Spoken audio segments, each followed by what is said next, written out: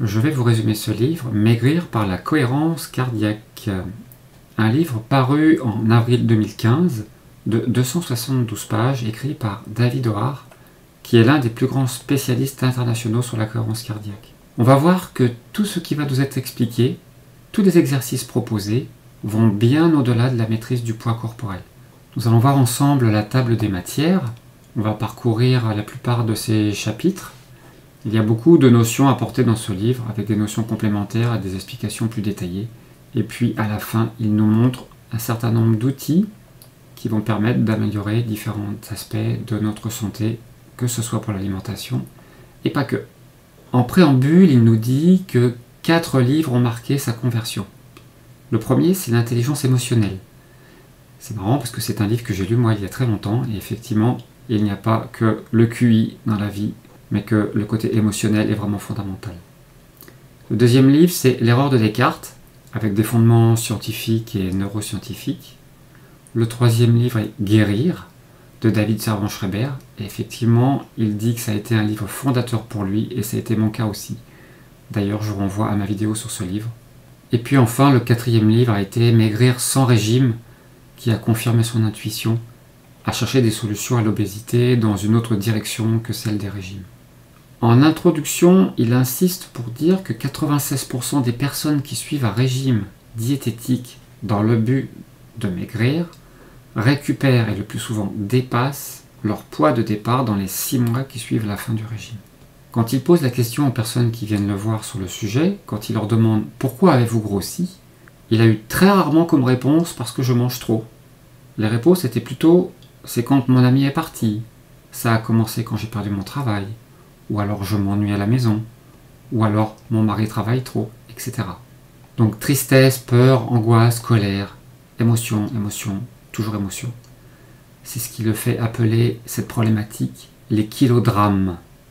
Il nous propose donc une synthèse de nombreuses disciplines médicales, physiologiques et psychologiques, faisant appel à des connaissances ancestrales, mais aussi aux dernières découvertes en neurosciences, en neurocardiologie et en hormonologie. Il part du principe que la nature est bien faite. Pendant des centaines de milliers d'années, nous n'avons pas changé grand-chose à notre environnement et à toute cette problématique. On souligne pour dire que l'homme s'adapte. Il est programmé pour vivre dans un environnement hostile. La seule différence, c'est que l'hostilité actuelle provient du confort de la vie qu'il a mis en place. Un beau paradoxe. La facilité peut désormais tuer l'homme. Et il nous dit que l'on peut considérer l'obésité comme un bug d'un programme physiologique idéal et qu'on n'a plus qu'à le patcher. Dans la première partie du livre, il nous parle des 3 étapes de base. Au départ, on est sur la ligne de départ, on est au jour J et on est au poids P maximum. Il nous encourage donc à nous mesurer à tout point de vue, y compris la mesure du périmètre abdominal par exemple. Au deuxième chapitre, on va commencer à dessiner et on va respirer en conscience. Mais avant tout, on va d'abord décider. On va prendre position, on va s'installer et on va s'enraciner dans cette décision. La décision de maigrir et de maigrir autrement est prise. Il va donc nous expliquer comment dessiner notre respiration pour aboutir à ce genre de joli dessin. Ça sera 2 fois par jour, pendant 3 minutes, tous les jours. Il conviendra de s'installer à table. Ce sujet reviendra très souvent et il est important, on verra ça par la suite. On prend une posture stable, une posture digne, et on va observer notre respiration.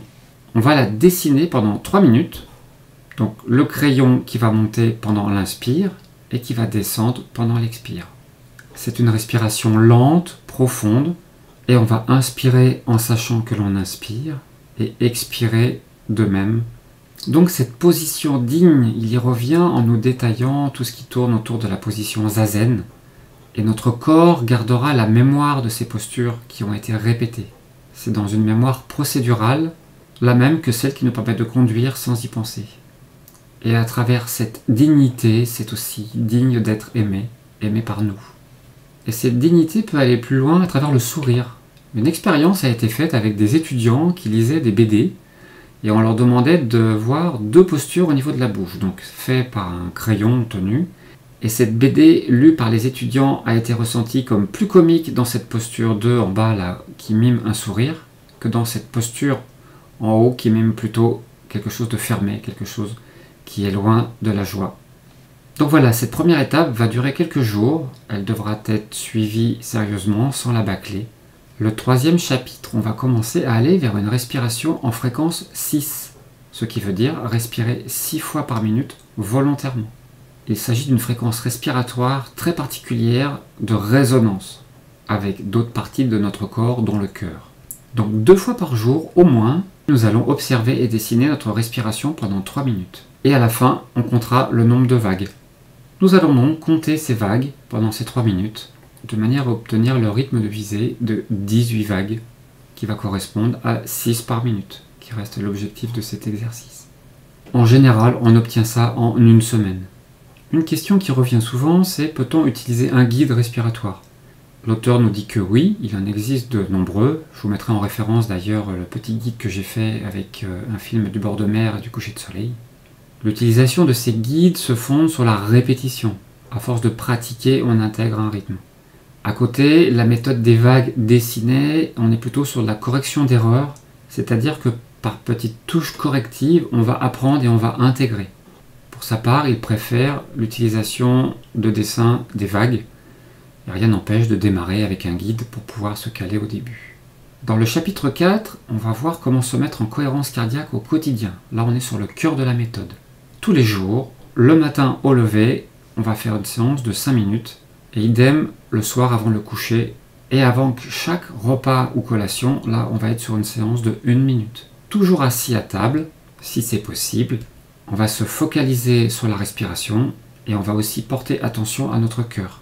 Et on va se mettre en respiration en fréquence 6. Maintenant, on devrait être capable de faire tout ça sans guide, sans chronomètre et sans papier ni crayon. On va focaliser d'abord notre attention sur la respiration, puis on va déplacer doucement notre attention vers la région du cœur. Et cette petite séance d'1 minute avant chaque repas ou collation, on n'a pas besoin de minuterie ni rien, c'est juste arriver à compter 6 cycles respiratoires au rythme que l'on a déjà retenu.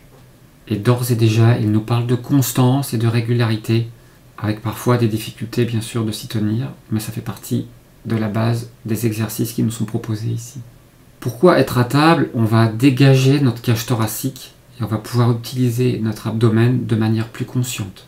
Et si on a pris du poids, justement, c'est parce qu'on n'a souvent pas pris le temps de se regarder ou de prendre conscience de notre corps et de nos émotions. Par contre, il y a un point essentiel. On va devoir décider dès maintenant, pendant toute la durée de la méthode, et même au-delà, de ne rien manger qui ne soit pris assis en face d'une table. On va ritualiser le passage à table. Pourquoi porter notre attention sur le cœur? C'est une technique qui nous permet de centrer notre regard et notre conscience vers la région du cœur. Et on peut au besoin poser la main sur le cœur. La main sur le cœur va renforcer l'émotion que nous vivons. Il y a une partie en savoir plus, comme dans tous les chapitres du livre, et là je vais vous citer quelques exemples, où il va insister sur le fait que la cohérence cardiaque est fondée sur des observations simples et physiologiques, mais qui furent étudiées par les médecins chinois dès le 7e siècle avant notre ère. Et tout ça a été confirmé à partir des années 1970, grâce aux découvertes en neurosciences, en neurocardiologie, ainsi qu'aux analyses informatiques et tous les systèmes de mesure qui ont fait des progrès. Quand on prend notre pouls, on va pouvoir voir un nombre de battements par minute, entre 60 et 90 battements par minute. Et on peut imaginer qu'à 60 battements par minute, on a un battement toutes les secondes. Eh bien non, en réalité, l'intervalle séparant chaque battement du cœur varie sans cesse.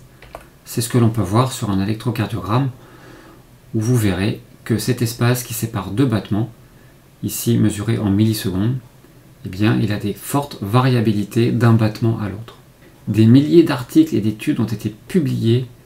Sur PubMed, on avait 13 386 études publiées en janvier 2015 autour du sujet qui montrent que le cœur est au centre de la réponse émotionnelle de chaque instant. Donc chaque situation, chaque émotion, chaque sensation, chaque pensée stimule ou inhibe l'un des 2 systèmes de régulation. Donc bien sûr, l'auteur a un appareil qui permet de mesurer tout ça précisément. Moi aussi d'ailleurs, et vous pourrez voir sur une des vidéos que je mettrai en relation, ce système au doigt qui permet de mesurer très précisément cette variabilité cardiaque et la cohérence cardiaque. Je vous mettrai ça en lien. Et à l'état normal, le relevé de la fréquence cardiaque, aussi appelé tachogramme, ressemble à ce genre de chaos. On voit que cette variabilité de battements, le nombre de battements par minute étant ici, en fonction du temps, ici sur 3 minutes, eh bien cela varie sans cesse. Le cœur répond en direct, instantanément, aux informations qu'il reçoit. Et voici ce que l'on observe quand on passe en cohérence cardiaque. Nous avions notre chaos cardiaque ici. On va commencer nos respirations et on va se rapprocher de nos belles courbes sinusoïdales. Et donc sans appareil, on peut quand même savoir qu'on est en cohérence cardiaque à partir de ce rythme de 6 respirations par minute. Normalement, à partir de ce stade, en pratiquant 5 minutes le matin, 5 minutes le soir et 1 minute avant chaque repas ou collation, on devrait ressentir déjà des améliorations et des évolutions. Une certaine stabilité émotionnelle, une réduction du poids pourra déjà se faire sentir, moins d'appétit, le fait d'être rassasié de manière plus rapide, une meilleure résistance face aux sollicitations alimentaires, aussi une meilleure confiance en nous, et toute autre observation favorable associée aux émotions ou au poids. Bien sûr, on pourrait se dire, c'est chouette, je vais essayer d'être en cohérence tout le temps. Eh bien non, cet état de cohérence cardiaque n'est pas un état normal, on l'aura compris. Et tout pendant qu'on sera en cohérence cardiaque, on va se déconnecter des renseignements fournis par nos émotions. On va en quelque sorte envoyer un signal de non-émotion à notre cerveau, qu'il va interpréter comme un signal de confort et de bien-être. Par contre, dans la vie de tous les jours, nous avons besoin d'agir et de réagir. Nous avons besoin des informations que nous envoient nos sens. Donc non, on ne sera pas en cohérence cardiaque tout le temps, mais juste à certains moments de la journée. Et on pourra de temps en temps revenir au dessin des vagues sur 3 minutes pour s'assurer qu'on aura toujours nos 18 vagues. Ça, c'est l'induction respiratoire qui va nous faire agir sur le système nerveux autonome. Mais il y a aussi l'induction émotionnelle, partie importante. Et là encore, on agit sur le système nerveux autonome, avec des émotions qui vont avoir des fonctions plutôt sur le système sympathique, comme la peur, la colère, qui bien sûr accélère la fréquence cardiaque, qui va préparer l'énergie pour la fuite ou pour la bagarre. Et d'autres émotions qui auront des fonctions plutôt parasympathiques, comme la tristesse, la honte. Et là, on sera plutôt sur une mise en retrait, sur des économies d'énergie. Et il y a aussi la valence des émotions, le fait qu'elles soient agréables ou désagréables. À savoir que les émotions agréables peuvent induire un état de cohérence cardiaque. Et la méditation rejoint aussi les inductions émotionnelles. Nous avons aussi les inductions externes, comme par exemple la musique, des lieux paisibles, le bruit de la mer, de la pluie ou du vent, etc. Une tierce personne aussi, en particulier calme, apaisante, pourra être déclencheur de cohérence cardiaque. Et aussi, une personne qui pratique la cohérence cardiaque pourra induire un état similaire chez une personne proche d'elle. Il faut savoir qu'on a des effets immédiats, mais aussi des effets rémanents, des effets qui peuvent persister de 4 à 6 heures après notre séance de cohérence cardiaque. Ces impacts pourront aller sur la baisse du cortisol, sur l'augmentation de la DHEA, cette hormone qui permet de moduler le cortisol et qui est aussi une hormone de ralentissement du vieillissement, mais aussi l'augmentation des IgA, particulièrement intéressante pour les défenses immunitaires, l'augmentation de la sécrétion d'ocytocine, l'hormone de l'attachement et de l'amour, l'augmentation des ondes alpha aussi, qui vont favoriser la mémorisation et l'apprentissage, la coordination et la communication, et aussi des actions favorables sur de nombreux neurotransmetteurs, que ce soit la dopamine ou la sérotonine.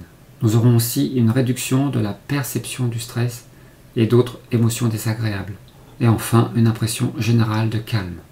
Maintenant, l'influence de la cohérence cardiaque sur le poids, comme l'obésité et le surpoids sont intimement liés à la vie émotionnelle, et que par ailleurs, nutritionnistes, endocrinologues, voire diététiciens occultent cette partie, et bien dans la suite, il va détailler l'effet de la cohérence cardiaque sur les critères cités précédemment. La cohérence cardiaque va pouvoir aussi influencer nos décisions. Nous sommes dans une société d'abondance et aussi une société de choix. Nous avons des messages émotionnels perpétuels par la publicité, les emballages, tout un zapping et des gratifications immédiates. Eh bien, la cohérence cardiaque va nous permettre de prendre de la distance par rapport à tout ça. Quant à l'amour de soi, la cohérence cardiaque va aussi être d'une aile très précieuse.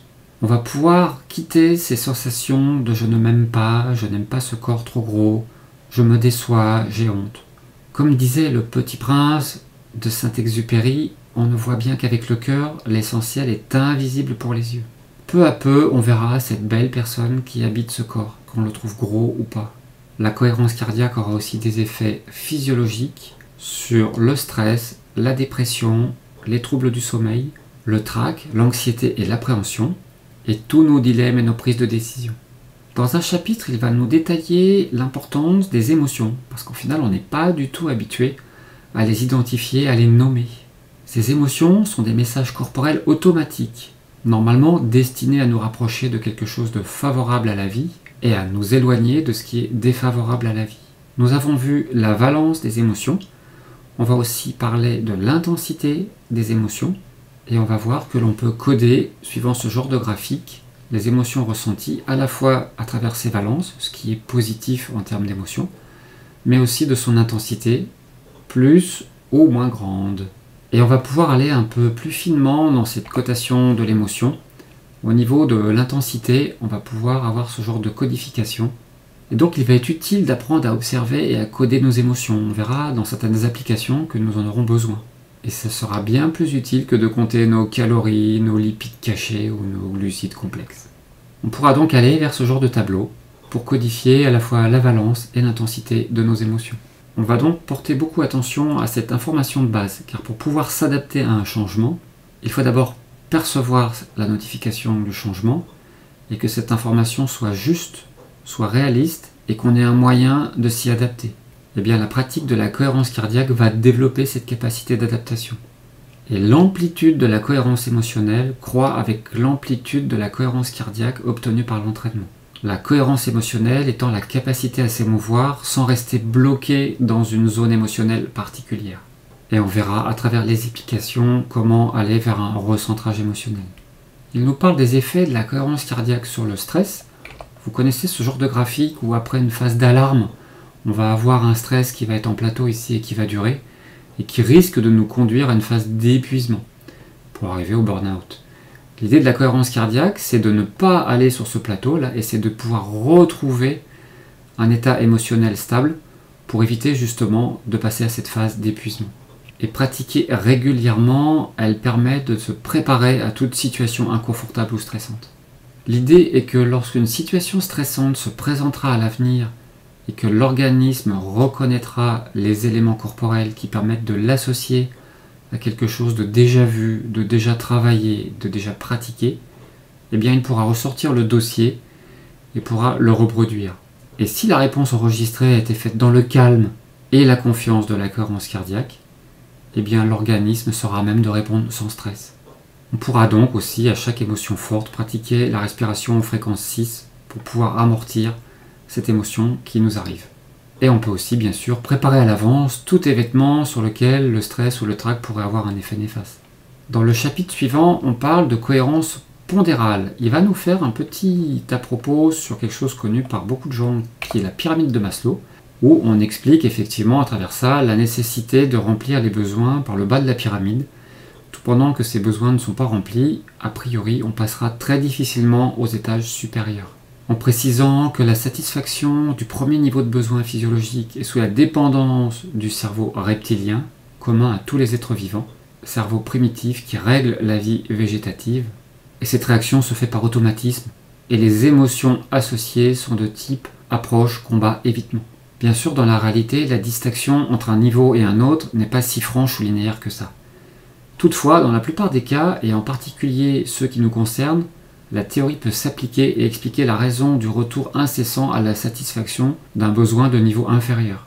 Si l'un des niveaux n'est pas comblé, le cerveau émotionnel réoriente inconsciemment la recherche de satisfaction vers un niveau de besoin plus facile à combler et à satisfaire. Et entre autres, la nourriture, effectivement la base.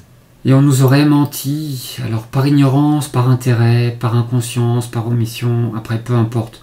Le poids n'est pas régulé par la volonté, il est entièrement contrôlé par les automatismes du système nerveux autonome. On va chercher une remise à zéro, un rééquilibrage du système de contrôle plusieurs fois par jour, et en particulier avant les repas. La troisième partie va concerner le fait de traiter les causes du surpoids, et cette fois-ci en profondeur. Et il va détailler ici les différentes applications qu'il a mis au point pour pouvoir nous faciliter les différentes pratiques. Ce seront donc des compétences plus poussées, même si le pulso guide que l'on va voir tout de suite, pour moi, peut être utilisé de base assez rapidement, surtout pour la minute à consacrer avant un repas. Mais en tout cas, attention à bien avoir fait de manière très sérieuse les premières parties et à d'être clair sur sa pratique et à pouvoir facilement être sur une fréquence 6, sans guide, sans papier, etc. Donc il nous parlera du Pulso Guide, qui est un guide respiratoire que l'on va pouvoir utiliser juste à partir de notre pouls. Il y aura aussi le Calm Express, qui est un petit exercice à pratiquer plusieurs fois dans la journée pour se recentrer. Et aussi avant les repas, et lorsqu'un recentrage émotionnel sera nécessaire. Il est très simple à mettre en place, il suffira d'y penser. L'application suivante est la reconnaissance. On va utiliser un renforçateur pour pouvoir augmenter la pratique de notre cohérence cardiaque. Elle pourra être mise au quotidien et sera principalement faite d'émotions agréables qui vont venir en renforcement. Puis le déstress, qui a pour but de désamorcer le stress, exercices simples qui seront rajoutés à la pratique de la cohérence cardiaque. Nous aurons le mieux choisir, car en effet l'obésité peut être qualifiée de pathologie de la décision en finale. Grâce à cette application, on apprendra à mieux choisir et à garder ainsi le contrôle du poids. L'application Antitract, qui va nous permettre d'affronter sereinement la peur en tant qu'activateur de déséquilibre pondéral. Très efficace, mais pas facile à mettre en place. L'application Le Miroir, qui va nous permettre d'utiliser un miroir comme partenaire, qui va nous aider à changer notre image, en tout cas celle que l'on perçoit de nous-mêmes. Le but étant d'enfin aimer ce corps que l'on a pu détester à un moment. Et dernière application qui s'appelle La Dernière Fois, où on va aller rechercher un mécanisme pour corriger les dernières fois où on a été en colère, où on a été triste ou honteux à propos de notre poids. On va utiliser une émotion rétroactive pour apprendre à développer une stratégie préventive et à adopter un comportement constructif face à l'excès de poids. La première application est le Pulso Guide. Elle va nous être très utile pour cette minute que l'on va faire avant un repas ou une collation. C'est notre pouls qui va servir de guide et on aura besoin de connaître la fréquence cardiaque moyenne sur 50 secondes. La meilleure solution est de le mesurer sur 50 secondes et d'en faire une moyenne. Et du coup ce sera très simple, on va inspirer pendant ce chiffre et on va expirer aussi. Donc ça peut se faire assez discrètement, même à table avant un repas. Il suffit de prendre son pouls discrètement, sous la table ou ailleurs, et de pratiquer cette respiration pendant 1 minute. Les conclusions de l'auteur, il nous dit qu'il n'a pas voulu écrire un livre de savoir, il a voulu partager une connaissance, celle issue des heures passées avec ses patients. Car effectivement, la connaissance de la vie est un apprentissage léger et subtil. Il dit que nous devons nous faire violence avec douceur, être patient dans l'empressement de réussir, tolérant envers nous-mêmes, en nous disant que le savoir n'est ni subtil ni léger, il est fait de règles et de lois. L'information du savoir vient de l'extérieur, du maître, du livre, de l'étude. Alors que la connaissance, c'est l'information qui naît de l'intérieur, qui est discrète, qui arrive par lent apprentissage, l'intuition et la douceur. Sa conclusion est bien d'expérimenter, de développer, de cultiver la conscience et la connaissance que l'on a de nous-mêmes. Quant à mes conclusions personnelles, c'est un livre très bien construit et très progressif qui n'arrive pas directement avec une somme d'exercices qui rajouterait à la multitude d'exercices que l'on a pu découvrir par ailleurs. L'idée est d'intégrer au fur et à mesure de la lecture le pourquoi faire tout ça. Et ça me paraît très important de bien intégrer ces pratiques qui, in fine, peuvent devenir des réflexes salvateurs dans bien des situations où notre santé pourrait être bien améliorée. Et oui, les régimes ne fonctionnent pas dans la plupart des cas.